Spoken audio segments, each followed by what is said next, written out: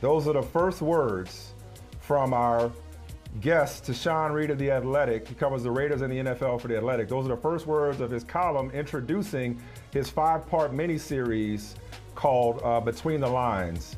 It's available now, and Tashan, through 18 months of reporting and writing, explores how America's biggest game has failed to grapple with America's biggest issue. You heard Michael Holley preach a word yesterday. Episode 3, I believe, in the podcast series tackles the invisible ceiling when it comes to black coaches in the NFL.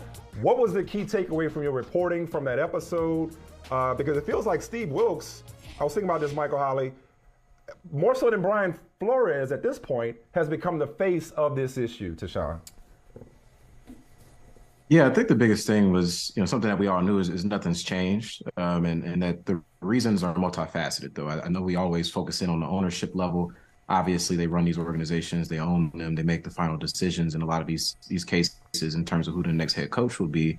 But you also have to put blame on the GMs, that are involved in the hiring process, on acting head coaches for not placing black coaches in positions that lead to head coaching jobs, like offensive coordinator, quarterbacks coach, defensive coordinator, to players willing their power more and pushing for more change in that front, to us as the media, honestly, making it a bigger issue and something that we talk about year round, and not just, during Black History Month or after the hiring cycle, and then we forget about it the rest of the year. And so when it comes to figuring out how to find a solution for the issue, we have to take in the big picture of, like, this is on everybody, really, in terms of pushing for it. Like, there's no one group that can suddenly, flip a switch and make this change.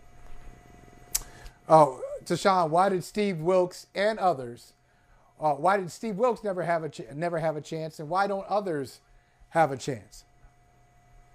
I mean, we all knew what it was with Steve Wilks. I mean, as soon as he, got that job, the Panthers, I mean, it was a terrible team. They traded away Christian McCaffrey. They weren't really trying to win. Like, they surprised and went on that run. But even then, we've seen black coaches get in that position before and overperform expectations, or get in jobs like Eric Bieniemy, where they're offensive coordinator and they have all the credentials and they still don't get their opportunity. Like, there's just a different standard for black people when it comes to trying to advance their career amongst the coaching ranks, also the executive ranks and multiple other ranks within the NFL. And obviously, this isn't just an NFL issue. It's something that you can apply to corporate America as a whole and many of the most successful businesses in the country. But specifically, among the coaching ranks, I mean, we've just seen this too many times and seen too many qualified candidates, meet that bar that they allegedly set, what they say they're looking for throughout the hiring process, and not get an opportunity. And so it was never a surprise that he, didn't get that job. I think it was,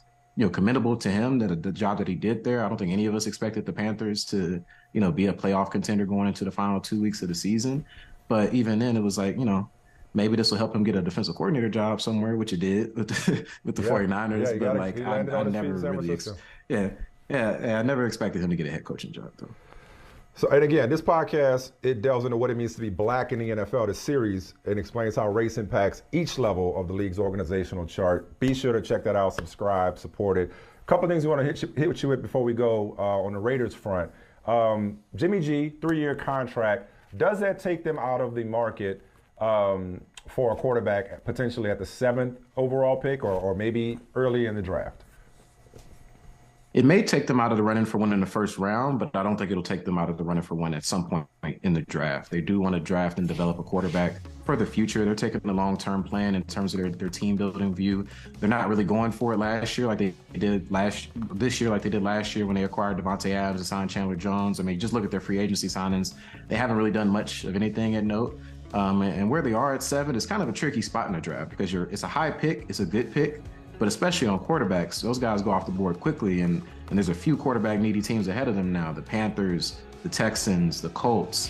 A team might surprise us like the Seahawks or the Lions, or a team might trade up to number 3 with the Cardinals. And so there's really no guarantee that the 4 consensus, first round guys, Anthony Richardson, Will Levis, CJ Stroud, Bryce Young, all those guys could be gone by number 7. And so unless they trade up, there's really no way they can guarantee themselves to get a quarterback that early. But, looking ahead to day 2, you have guys like Tennessee's Hendon Hooker, Tanner McKee from Stanford. It's just hard to envision. I mean, I asked Dave Ziegler at the draft, at the combine, is there a way that they come out of the draft without drafting a quarterback? And he's like, I guess it's possible, but like I don't see that happening. And so, you never know how the draft board is going to fall, but they're probably going to take a quarterback at some point. I would say in the first 3 rounds. Hey, listen, next time you come back, put me in check on Derek Carr, because Michael thinks I'm a Derek Carr hater. Just because I don't say he's great. He thinks I hate Derek Carr. I need you to just enlighten us on the former Raiders quarterback. Exaggeration. You do great work, man. He's a top 12 quarterback, man. Hey, thank you for watching Brother from Another. If you haven't hit that subscribe button, go ahead and do that now.